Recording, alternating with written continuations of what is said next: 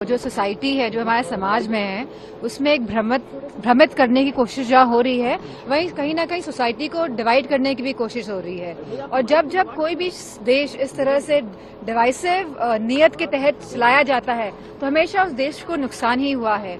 और जहाँ हमने देखा कि ईद के अवसर पे जहाँ गवर्नमेंट ने खाने के पैकेज बंटवाए, तो वो क्यों बंटवाए? तो अपनी मंशा को साफ करें कि वो क्या चाहते हैं आखिरकार, और क्यों वो लोगों को, देश के सभी जनता को, सभी लोगों को एक कंफ्यूजन में, एक असमंजस में रखना चाहते हैं। जी मैम, इसके साथ में योगी आदित्यनाथ कह रहे हैं कि आगरा में उसकी पहचान मुगल नहीं बल्कि शिवाजी से है।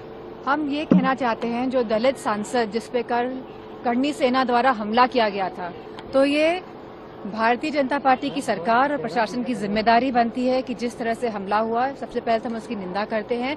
और जो ये तत्व थे, जो वायलेंट तत्व थे, जो उपद्रव कर रहे थे, इसको ये सरकार पकड़ के जेल में भेजे। रामजीलाल सुमन के घर पे जिस बात का आप जिक्र कर रही हैं, तो क्या इसमें दलित एंगल जो अखिलेश जी कह रहे हैं कि दलित हैं, इस वजह से उनके घर पर हमला हुआ? ये राष्ट्रीय जी का स्टेटमेंट है, क्योंकि अभी कोई बात छुपाने वाली तो है नहीं कि वो किस उसको बिलोंग करते हैं। तो वो एक दलित नेता हैं, वो समाजवादी पार्टी के राज्यसभा के सांसद हैं, और जिस तरह से शासन और प्रशासन और जो करनी सेना ने मिली भगत से जो ये घटना को अंजाम दिया है, तो हम चाहते हैं कि अगर सरकार की मंशा साफ है, तो ये जो करनी सेना के जितने भी अपराधी तत्व हैं, इनको जेल में भेजें। राणा सांगवान का अपमान कर रहे हैं। पुरानी बातों को कुरेदना नहीं चाहिए, क्योंकि अगर पुरानी बातें कुरेद के बाहर निकलेंगी, इतिहास को अगर हम खोदेंगे, तो निश्चित तौर पे कहीं ना कहीं किसी न किसी लोगों के सेंटिमेंट, चाहे वो किसी भी समाज के हो, हर्ट होंगे।